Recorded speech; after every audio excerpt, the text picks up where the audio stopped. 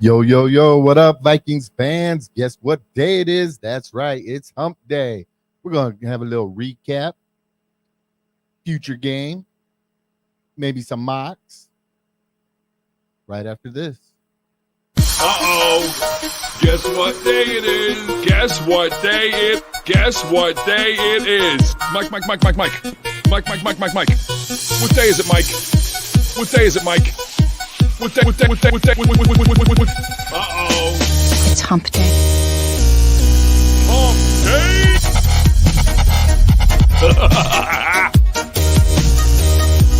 Hump day.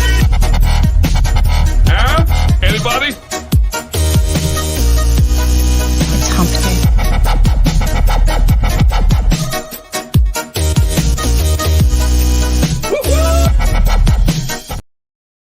What up, Vikings fans? That's right, it's Hump Day.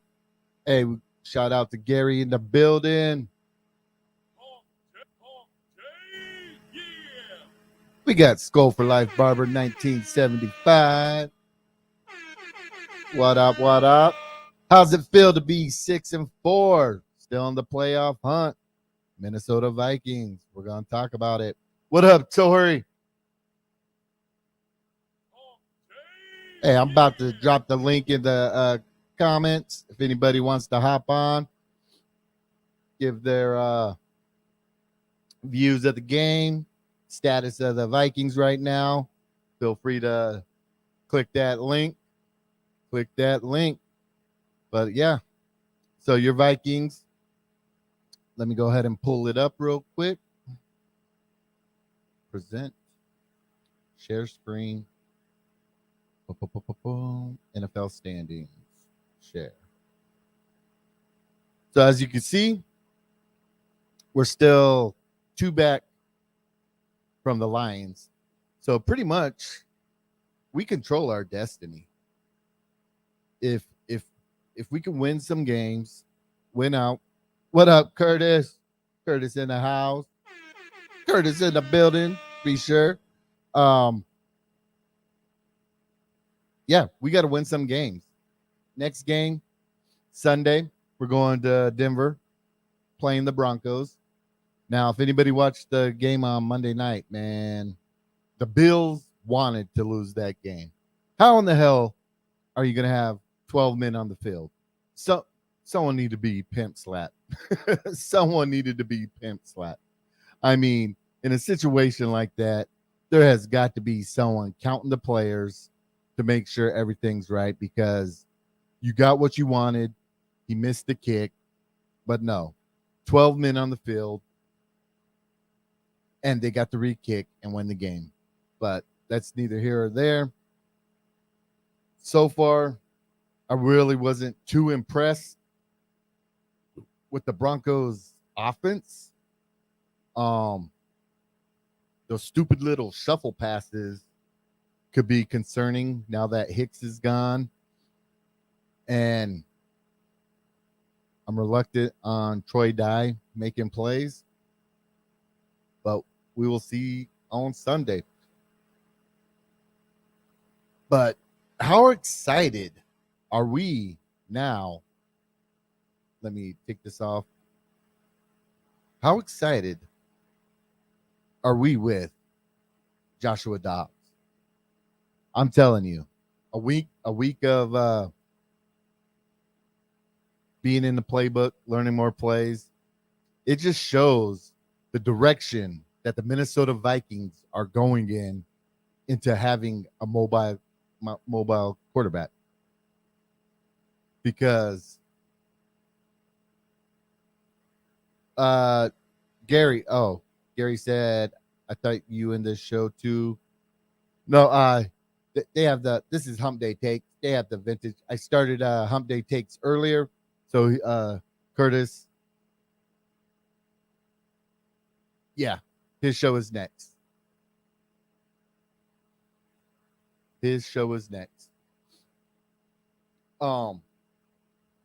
But just having the mobile quarterback, I mean, I ain't going to talk too much about Kirk Cousins because he was playing great. but just the difference, just having that mobility. I mean, he would break out sometimes and make a play here and there, but to have a quarterback that could do that consistently, I think that's the direction the Vikings need to go in. And I feel we should let Dobbs hold the key to the car, ride the truck until the wheels fall off. Now, when the wheels fall off and Mr. Jaron Hall is at a concussions protocol, I'm not too worried about if something were to happen to Dobbs where he couldn't play, that Jaron Hall would be able to step in and continue the season that we are having. Gary says, I'm in a wait and see mode, but I love what I'm seeing so far, Yogi. Yes. Now, I want to switch gears a little bit. We're going to talk about KOC. Now, I'll be the first to admit, first couple games of the season, I was on KOC's ass. JJ gets hurt, Cousins gets hurt, and that 49ers game is what turned it around for me. And it was like, damn, okay, we got something here. And the way KOC is handling adversity, I'm loving it.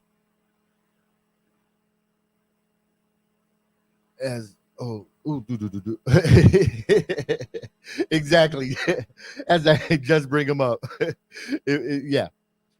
But the way KOC has handled adversity, I mean, right now, I feel Dan Campbell or the coach from Texas, the Texans,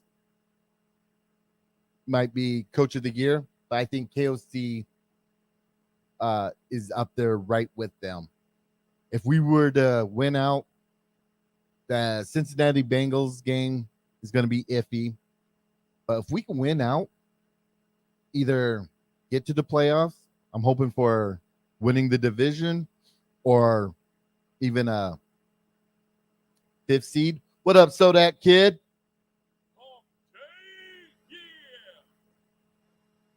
I think we could go far. This offseason, the Wilfs, they need to do whatever they got to do to keep this man on the Minnesota Vikings, whether it's make him assistant head coach, pay him a little less than KOC, but he needs to be in the Vikings building for years to come. The contrast between his style, his aggressiveness, and KOC's, you could just see the attitude in the air and the change in the Vikings from top to bottom, and I'm loving it. Now, he could do a little more to work on that run defense to keep it 100, because I tell you what, our run defense scares me a little time, but he makes up it for it everywhere else. But yeah, just like Tori says, B-Flow is a good mix. Totally good mix. A little ebony and ivory, if you get the reference.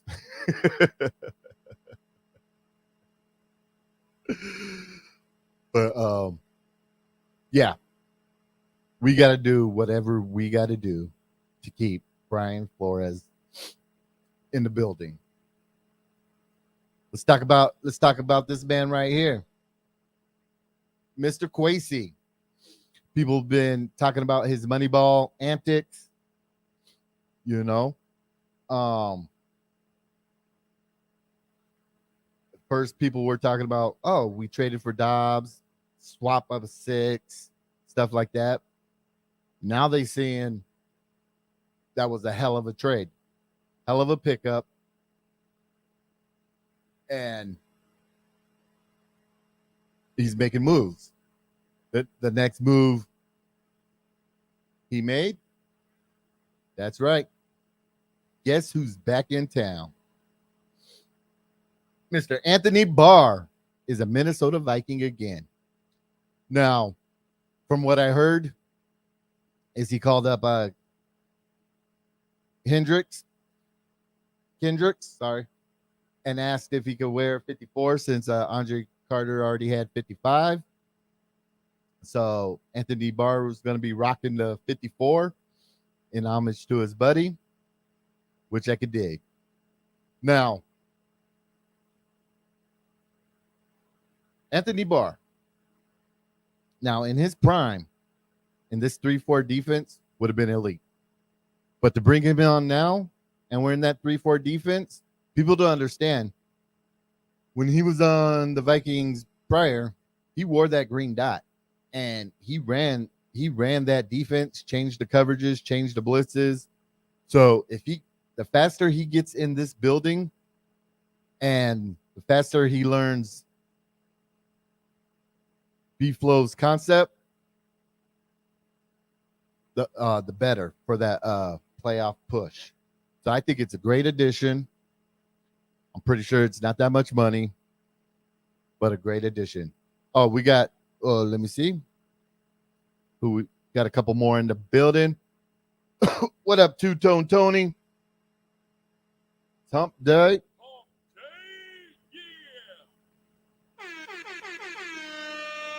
Hey, my Skol brother, Skol Mafia in the building. What up, my guy? So that brings me. So we got Anthony Barr. I'm going to stand on this hill.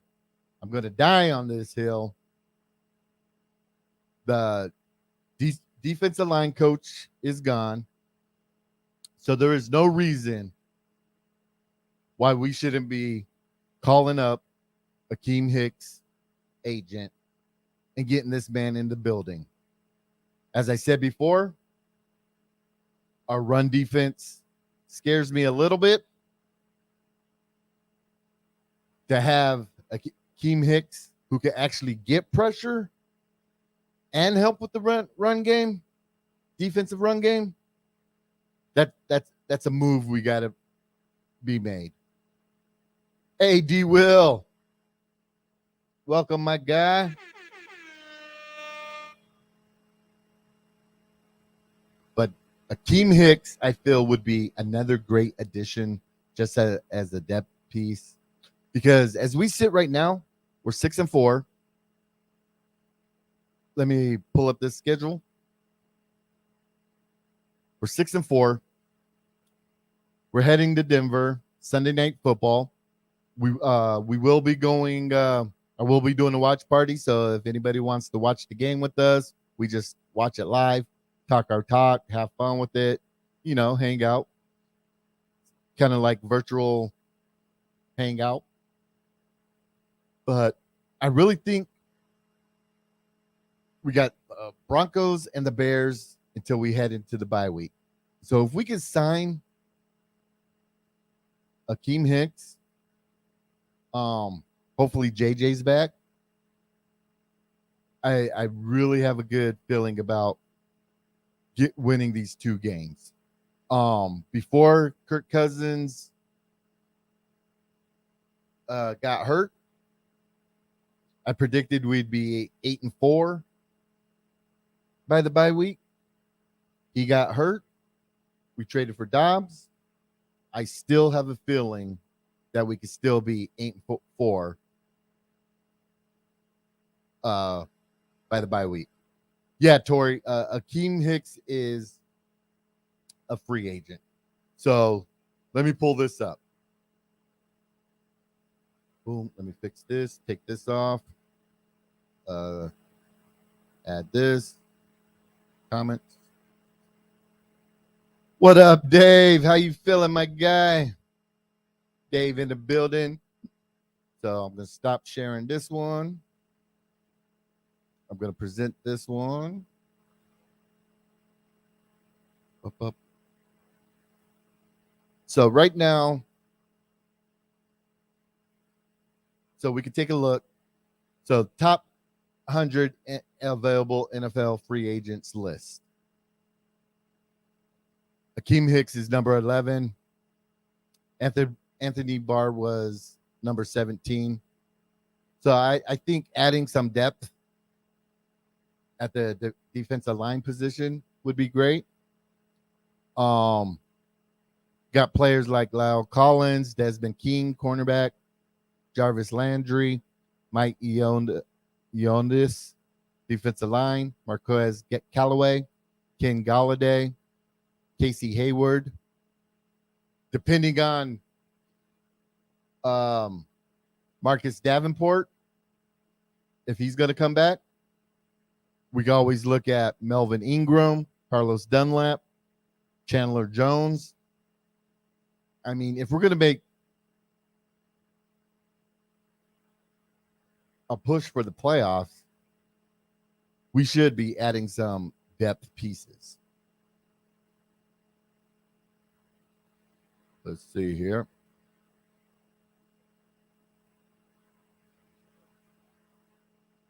Awesome weapon, by the way. Frozen says, yo, what's up, everybody? Frozen North says, we doing running backs tonight? Yeah, we'll talk about some running backs. Tori says, man, if we get him even as a rotation player at first, that'll be love. Maybe he wants too much money. That could be the case, but man, at this point, he ain't making no money. You know what I'm saying? There ain't much time left in the season. I mean, get a couple $1 million, for the rest of the season or whatever it is.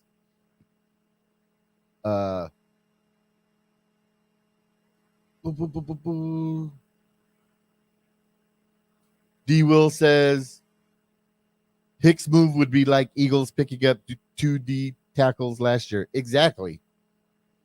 I mean, so our defensive line is weird right now. It's hit or miss. One week, you're like, oh my gosh, okay. They're making plays. Next week, it's like ran on.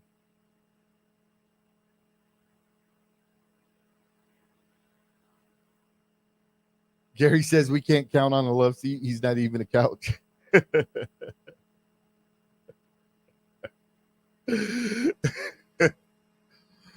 But man, you would think some of these free agents, especially at this time of the year, I would assume that they're in the gym, getting ready, working out, training, just in case they get that call. I mean, it's their profession. And you have to be ready to play. So let me know in the chat if you guys were Kwesi right now and had a chance to pick up Akeem Hicks, if the price was right, would you do it? Just let me know. Let me know in the chats. What up, Dave Thibodeau? Skol. How do you guys feel about the Barr pickup?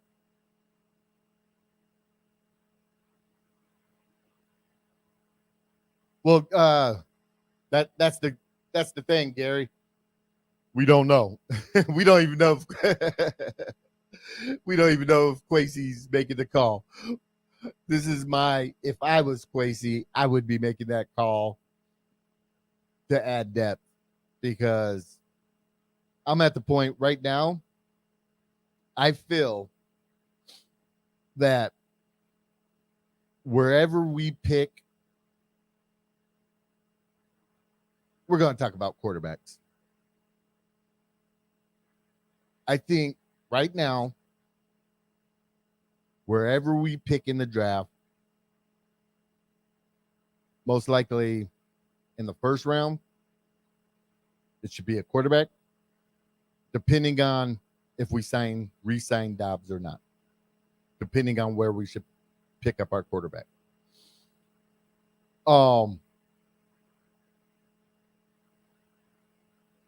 I'm loving the direction. Oh, yeah, D. Will. Hunter, Hicks, Davenport. Yes, that would be scary. With Phillips in there.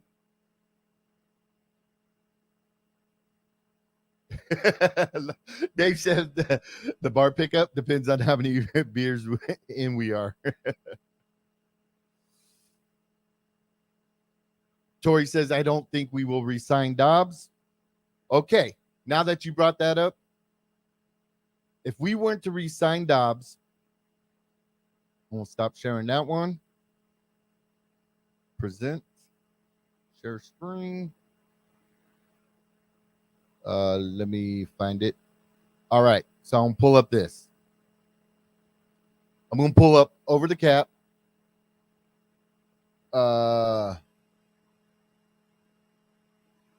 Free agent quarterbacks next year.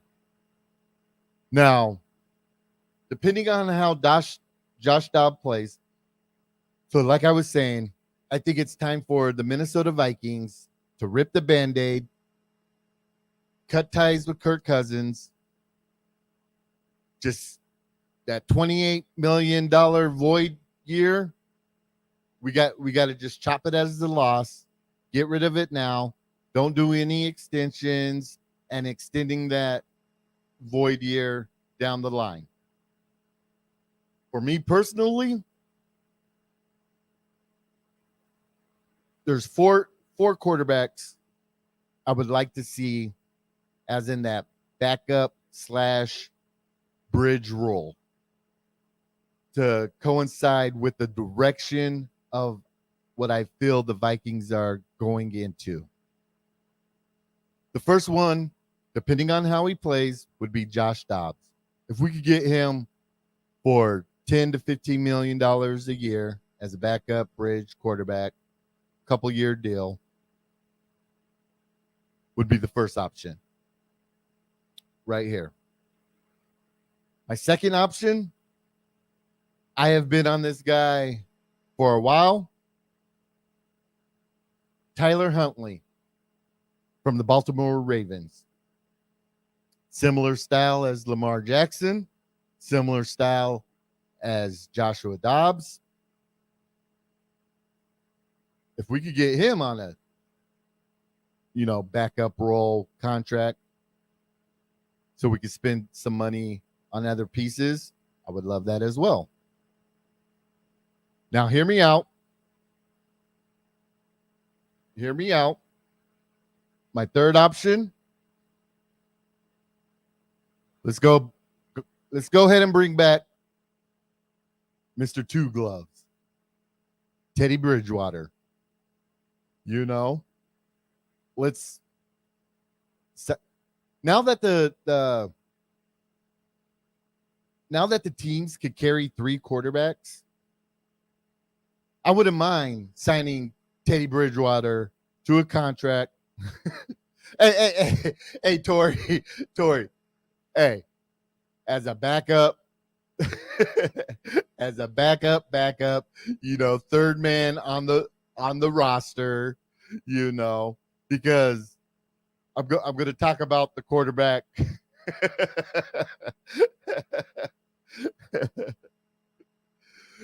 In that situation, Tori, in that situation, he would just be QB3, veteran in the locker room, better than Mannion, yes, just like Zed said. So in that situation, it'll be the quarterback I'm about to talk about, who I think the Vikings should draft, Jaron Hall, and Teddy as QB3. That's just more homegrown. Want to see him retire as a Viking, but if it's as QB3, I'm okay with it.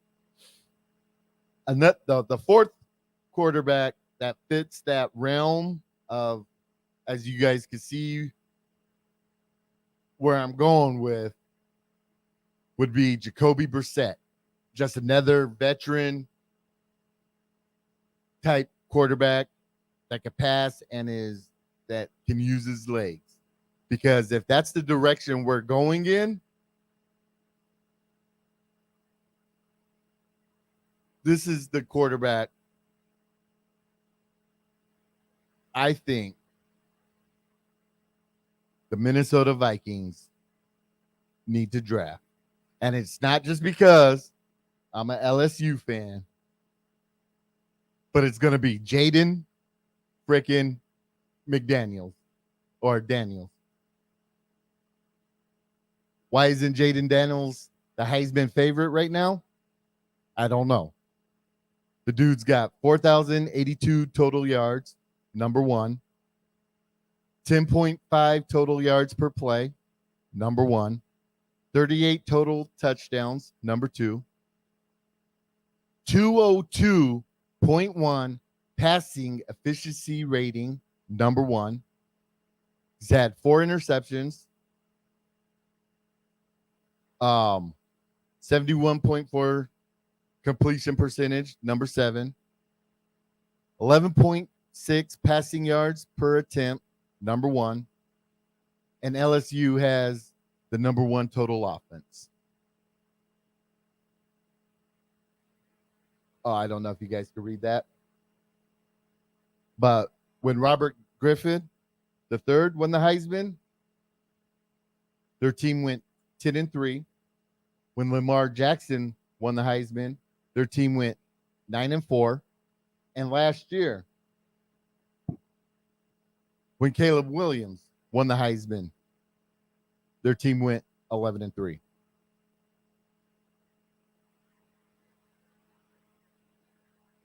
Now,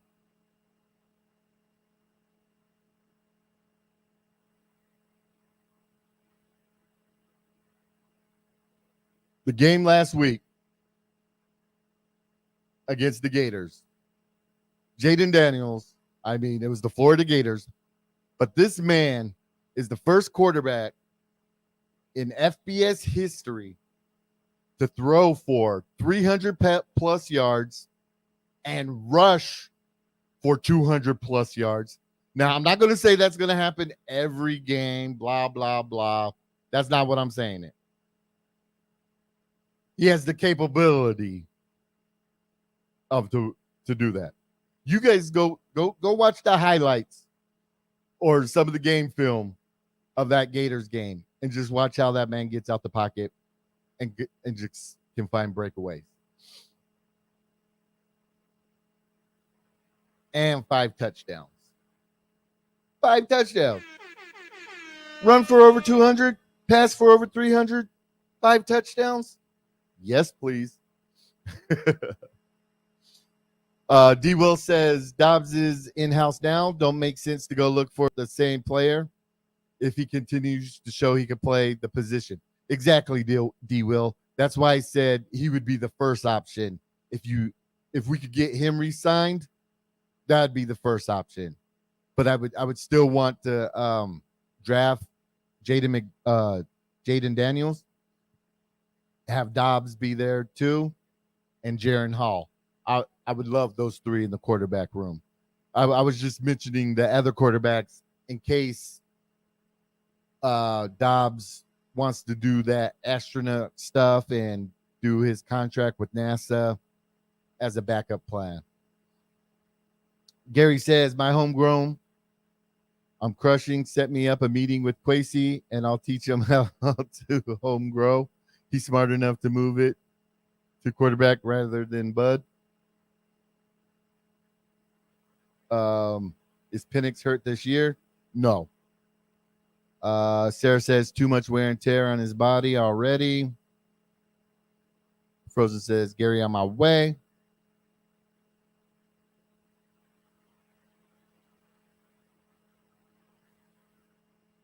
Tori says, can't be scared to draft someone because of their injury history. So, at first, when we drafted Booth, I was like, damn, this was a horrible pick. And it wasn't turning out to be a good pick. But now Booth is actually turning around and making some plays.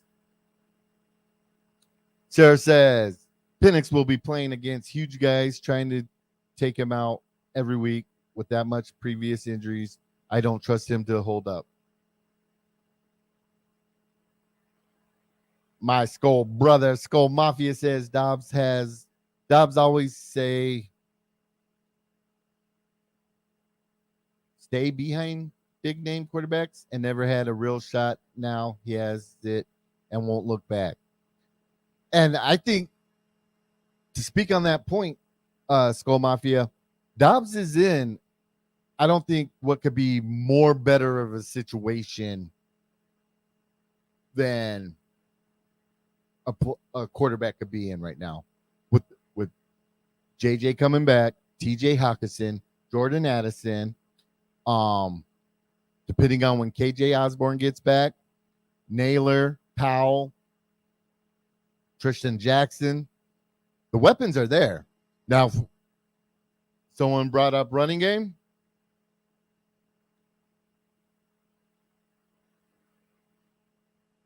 Ty Chandler needs to be RB1. Fight me if you want to disagree. Chandler needs to be RB1.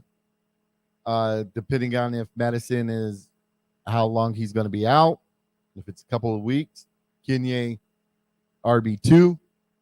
They need to bring up McBride, RB3. But Chandler needs to be RB1. Let me know in the comments. Do you guys feel Chandler should be running back 1?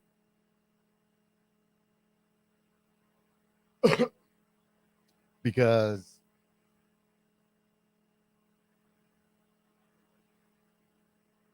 if Chandler starts off the game, I mean, everybody was so quick for Cook to leave, thinking Madison could be a RB1, but we could see Madison is a Robin and he needs a Batman. Not saying he's not a good player. That is not what I'm saying. But he needs to be a Robin to a Batman, and we need to find a Batman. Frozen North says you should absolutely be concerned about the prospect's injury history. Anyone who says otherwise is not able to vote. Gary says, I'm so happy you working days now, so we get your shows live when we can see them, brother. Heck yeah. Yeah, last week was my first week of working days. Second week of working days. I'm loving it. Getting off at 5 o'clock, getting home. Get to do my Humpday takes at nighttime when people can see it instead of 11 o'clock in the morning before I went to work. I'm loving it. D. Will says, was like in 98 when Randall took the keys as QB. Exactly. Sarah says, Madison needs to be the water boy. Damn, Sarah. Skol Mafia says, yes, all day. His burst is scary. He's a home run hitter. Yes. Did we see him run 100%? Chan QB1. Dave Thibodeau says, I agree, Ty. Yes. D. Will says, imagine the speed on the field if Ty and offense is at full strength. Exactly. Without establishing the run, the threat of RPO, and which I hope KOC is installing. They have to be installing some RPO. With Dobbs back there right now, RPOs, play action need to be the full focus. I am saying all week of practice needs to be focused. Our pass game is there. Of course, work on it. But we need to be working on our run game, So we can establish the RPO, play action,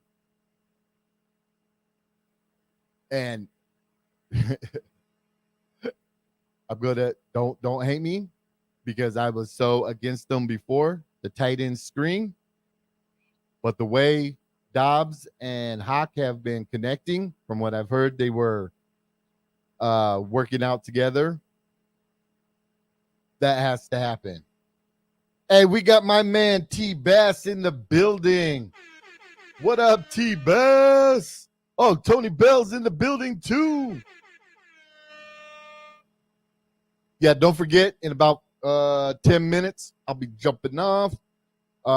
Be sure to hop on and check out the vintage.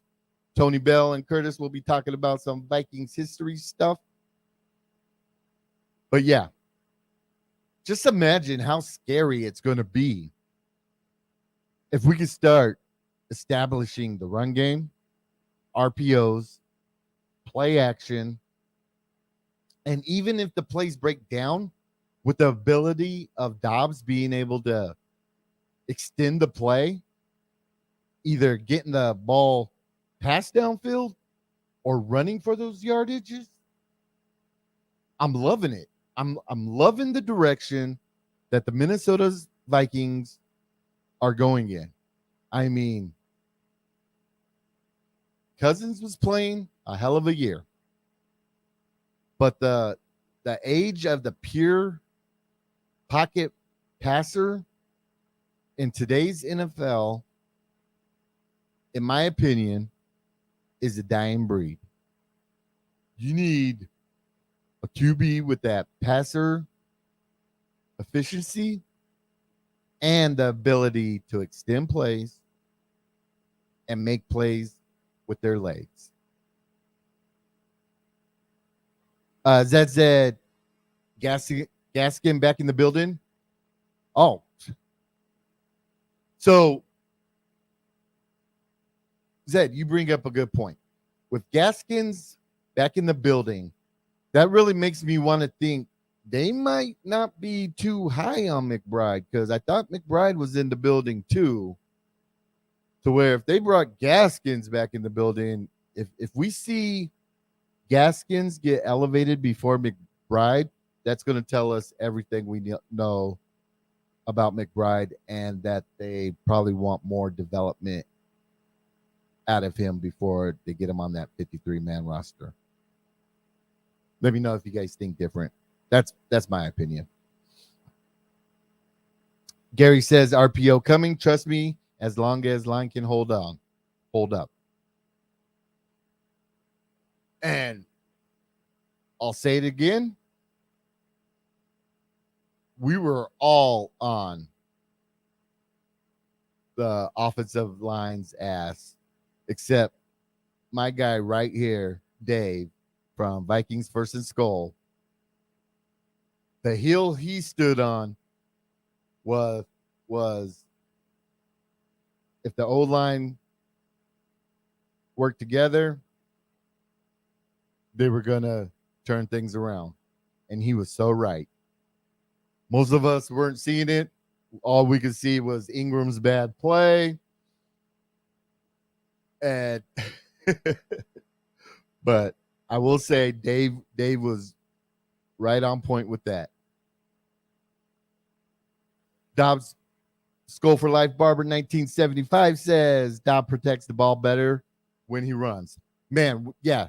So there was this one play, I forget when it was, and he was busting out a run, and just seeing him switch the ball from one arm to the other arm and securing it, I was like, that's what we need to see. That's exactly what we needed to see. D-Well says, what's nice with Dobbs and Hall is they can run the same offense. Exactly. Yep. Tony, KOC needs to focus on the run. I touched on that.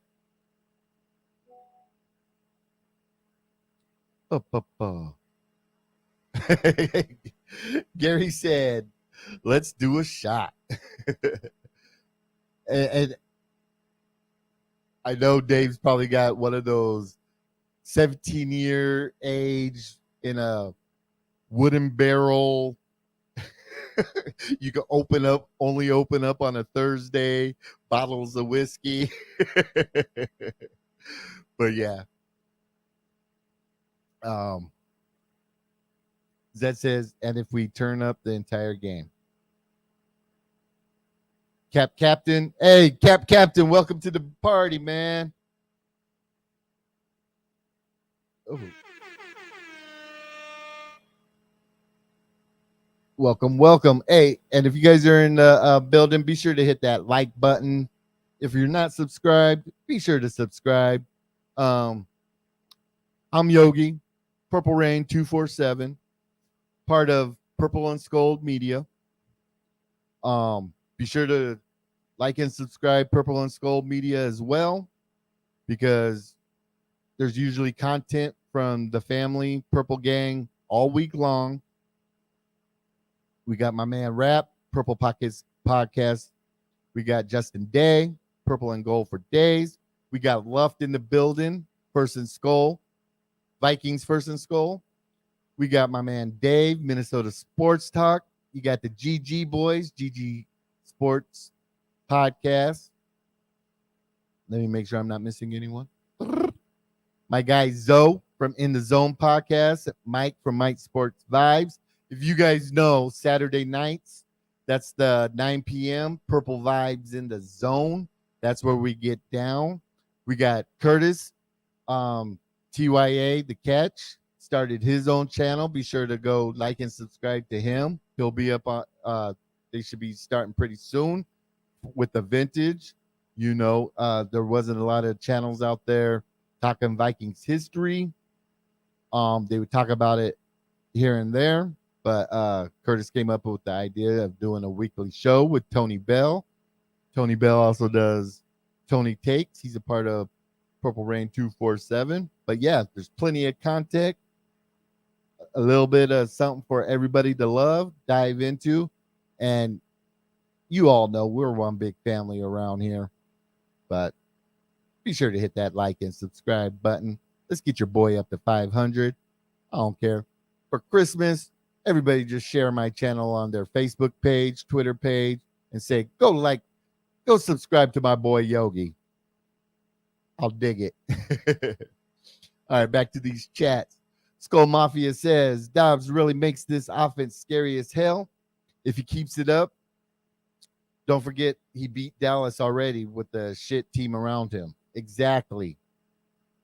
I feel Skull Mafia, the more with his intellect, the more and more he's able to get into that playbook, and the more reps he gets, I think he's just going to get better and better and better with KOC, the coaching staff around him, and it's just going to improve and improve and improve. That's the feeling I'm going to get, because he's got the pieces around him now. I could be totally wrong. It could all go shit to south in a heartbeat. But from what I'm seeing about this man and the way he carries himself and the pieces around him, I think it is nothing up but from here. And that's just not me drinking the purple Kool-Aid. I'm loving what I'm seeing. And I think a lot of Vikings fans are loving this new direction and this new energy that the Vikings are showing. There's going to be some bumps. There's going to be some bruises. But we're going in the right direction, in my opinion.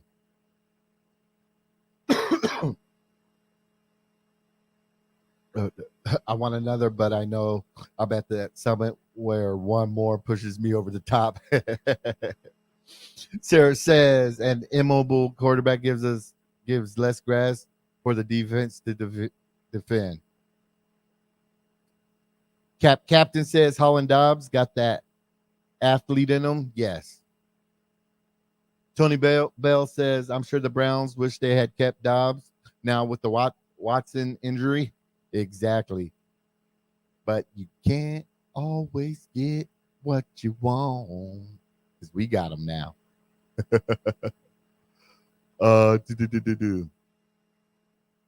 T Bass says, see the quarterback run a lot, see the quarterback get hurt. It's a age old story. Now, and that's where sliding, getting out of bounds has to be the most important thing. Don't go taking hits. Don't be like Josh Allen. Don't look for contact.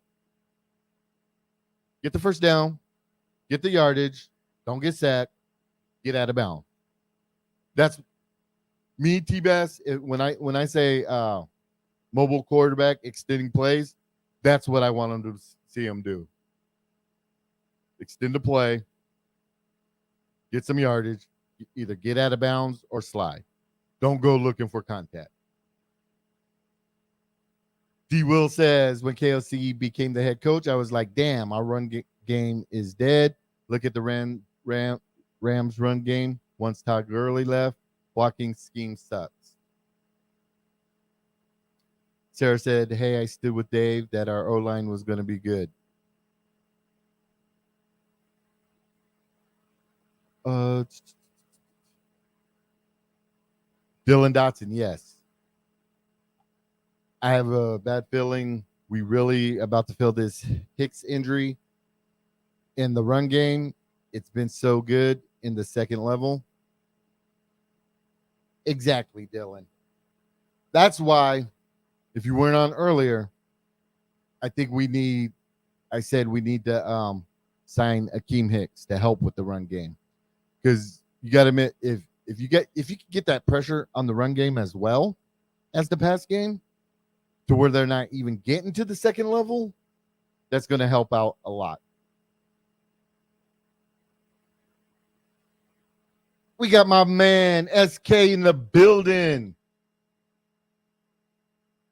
Oh.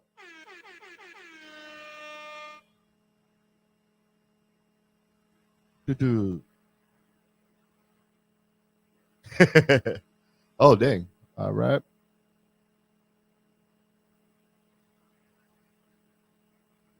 What up, Too Evil?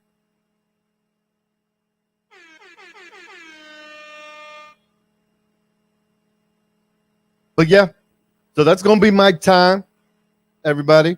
Be sure to hit that like and subscribe. Be sure to jump over to the Vintage.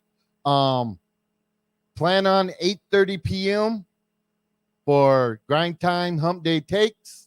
I think that's going to be my time slot. It works best. I'm able to get home, spend some time with the wife, get on here, and the Vintage won't be, well, you know how they roll over there, but they get to still start at their time. So tune in next Wednesday, Hump Day Takes. Tune in this Saturday, 7:30 p.m. Central, for Saturday Night Live, the Skol Report. That's why you got to be sure to like and subscribe Purple and Skol, because that will just be directly on that channel. 9 p.m. will be Purple Vibes in the Zone. Sunday, the pregame show will be at 6 p.m. Central Time, since it's a night game. So me and SK actually get to sleep in a little bit. We will be doing the Skol State of Mind watch party. People are more than welcome to jump on, just watch the football game with us. It's fun. I mean, it's nothing too formal, just having fun, hanging out with your buddies. But yeah, I want to thank everybody that made it in, that hanged out with your boy, that hangs out with all the channels every night. I love it. Purple Gang, thank you. And until next time, be for real. Skol Vikings. Guess what day it is? Guess what day it is? Mike. What day is it, Mike? What day is it, Mike? What day? It's Hump Day.